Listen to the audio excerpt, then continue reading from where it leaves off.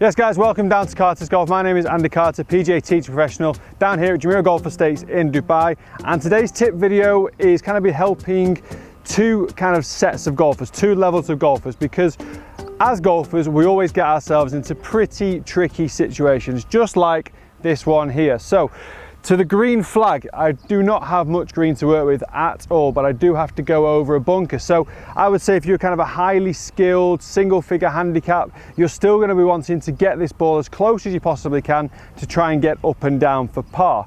If you're a higher handicapper, maybe 13, 14 and above, certainly 18 and above should be doing this as well.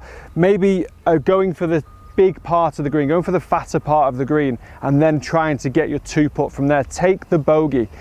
Golf is all about strategy and course management, and in this particular instance, this is the ideal time to make sure the worst you come off this hole is with a bogey and nothing worse. It's very, very easy to kind of go for that Hollywood shot and then just dump it straight into the bunker. And if you're no good out of bunkers, it could be one or two to get out and then a couple of putts from there. It's very, very easy to turn this situation into a double bogey or worse. Now, I know a lot of you are looking at this probably going, yeah, that's me, and we've all done it.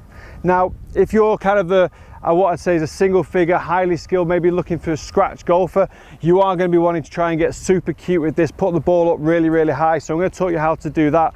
But first, for the golfers that want to just get this onto the green, into a region where it needs to be two puttable, so we can try and make that bogey. So for me, a 2-putt radius has got to be inside of 30 feet. So we can't be too defensive. We don't want to go too far away from that green flag. So on the green, you'll be able to see the yellow flag as well. The yellow flag is exactly where we're going to be trying to hit to, because that gets us to pin high. It gives us a lot more green to work with, and it gets us into a region where we should hopefully two putt. If we go any more left of that, we're now looking at 30, 40 feet for par, which to be fair is very much 3-putt range, and you're looking at double bogey, and you may as well have gone for the Hollywood shot. So first things first, in terms of technique, what I want to try and see, just from going from as basic as we possibly can, however, we still need to get some height on the ball. So your normal kind of generic chipping technique would be ball in the middle of the stance, hands forward towards the left side, weight on the left side, and we've got to make sure we hit down on the generic chipping technique. Now, if we want to be a little bit more cute with it, if we want to try and get a little bit more height, a little bit faster with your stop. Now, obviously it does come down to what golf ball you use and what clubs you've got. And obviously it comes down to the quality of the connection. So assuming that you've got a decent ball, it doesn't have to be a Pro V1 or a TP5.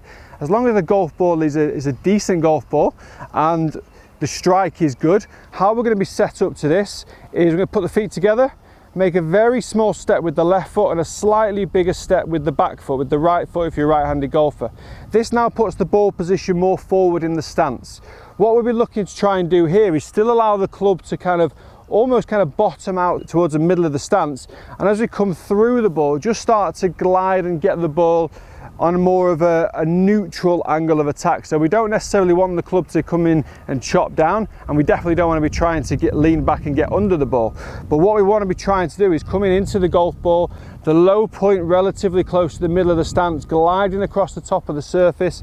In terms of the club selection, you're going to have the most lofted club you've got in your bag, so whether it's a sand wedge or a lob wedge, and then this is going to give you maximum height, maximum launch angle from this current situation. So I'm going to aim at that yellow flag. Ball position is going to be just towards my left foot. My weight is still going to be on the left hand side, and my hands are still going to be in line with that left thigh, but relative to the start position, the shaft angle is a lot straighter.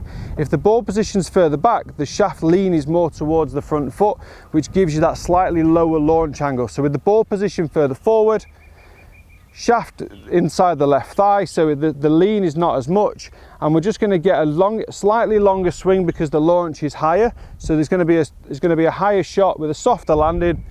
Ball's going to land probably around about pin high. It'll still release, but it's released to a position where I can two putt. We don't want a lower ball flight. We don't want the ball leaving the club face with a low launch angle, because that's going to make the ball release too much. So if I just demonstrate that as well, if I put the ball position further back in my stance or in the middle with the shaft lean forward, the ball will then pop out lower like so, and then it releases as it lands onto the green. And that release could potentially put you into 3-putt range. All right, so for the lower handicapper, the scratch golfer, the single figure handicapper, or even the golfer, like I say, 10, 12, 13 handicap that wants to give this shot a try, I would never say don't try it, but I would say be aware of the consequences if it does go wrong. We now want to try and get as close as we possibly can. Golfers that don't have much shots in the handicap need to make these opportunities to get up and down for par. Also as well, if you are striving for a lower handicap, these are the shots you've got to be starting to get confident with and kind of back yourself to get up and down from. We're not going to do it every single time, but better technique, you will get close. If you get yourself inside of that 10-foot radius, then you have got a chance of a 1-putt. Statistically, to hole putts, you do need to be getting it inside of 4 or 5 feet, but there's nothing to say you can't hold a 10-footer. So we are still trying to get it close, but we're not trying to be too cute with it. So a couple of the setup changes that from the first one, where I said ball position forward and don't do anything with the club face, just take your generic kind of setup but with a further forward ball position. What we're going to do now is we're going to open this club face. We're going to add loft to the face. Now normally when I open the club face, it points the leading edge towards the right side of the target. So as a result, we just generally stand ever so slightly open to the target. And by what I mean by that is as the club face goes in, open it up, it's now pointing to the right. I'm just going to take a very small step and aim my feet a little bit more left of target. Now, don't do this too much because this won't influence direction hugely because it's got so much loft on it. The amount of loft on the club face is not going to cause you to miss the target by a very, very long way. So with more loft on the club face, it's going to encourage more height. We're not going to be too worried about the direction of the actual shot. So as I open the club face, I'm going to set my body weight a little bit more to the left. My body weight is still going to be on my left hand side and I've got the ball position forward still. Now, because I've got more loft, it's going to, the chances are the shot's going to be a shorter shot. I'm not going to hit the ball as far as the previous shot. So I am going to need a bigger swing, okay? Now, as we come into the ball with a bigger swing, and I want to create as much loft as possible, it's very important to maintain the loft on the club face. So what I would always say is as you're about to hit this shot, as you're doing your practice swing, your wrists are going to work on a very different angle to what they would do for any other golf shot. Normally you would release the club down and the face would kind of rotate 180 degrees from here with the toe up. We'd hit the shot and it'd release again, toe up on the way through. So it releases about 180 degrees through impact. It's not going to do that on this particular shot. The club face is going to maintain its loft through impact and your wrist is going to work in a way that the club face almost points back at your body. So you, through impact, you've almost, and I hate this terminology, but you've almost kind of flicked it up into the air by using a different type of wrist hinge and a wrist angle to how you would normally play a chip shot or a normal full shot. That you're going to maintain loft through impact. Therefore, you're going to be using the bounce of the club, which is the bottom side of the club. It's the bounce that's going to be grinding across the top of the ground. If that leading edge comes in, then a couple of things will have happened. You'll have released the club face back down like a normal shot. And if that leading edge does hit the ground, it digs. The bounce will literally glide across the top of the ground, maintaining the loft. So it's a slightly longer swing because we're adding loft through impact and we're also adding loft at setups. The club face is open. I'm adding loft through impact. It's going to need a longer swing. Going to need a bit more speed as well because I'm going to try and get the distance out of this shot as well. Ball goes up high and nearly hole it. That's much better than expected, I have to say. I should take my own advice more often. So it's quite key to make sure that you are fully committed to this shot. I mean, you can hit shots on this very, very easily where you go for a great technique, you open the face, you put the ball position forward, but you haven't quite got the confidence in your own technique and ability to, you kind of do a little shorter swing. It comes off great, but it pops into the bunker in front of you. It's very easy to do that, especially under high pressured situation. If you're coming down the stretch in your club competition and you've got this shot and you're doing well for your handicap and you're obviously aware that you're doing very, very well, you get into this situation, you freeze up, you get a little bit nervous, but at the same time, you still want to hit a good shot, you still want to get it close.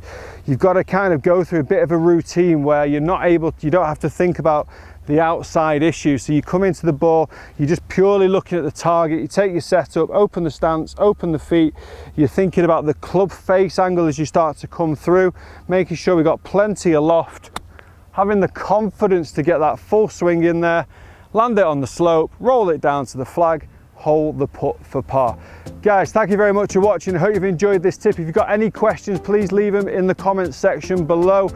The type of golfer that you are, the ability level that you play at, it's very important that you choose the correct shot from these positions. Do you go for the flag? Do you make par? Do you just knock it to the side, play safe, and try and make your 2 putts for your bogey? But it's massively important that you've got the right technique to do both. Even though we're bailing out to the left, it still requires full commitment to the shot, good technique, and an understanding of how the club face works through impact. Guys, thanks very much for watching. Follow me on social media platforms. We've got Facebook, Instagram, and Twitter. Please also subscribe to the channel, and I'll see you again soon.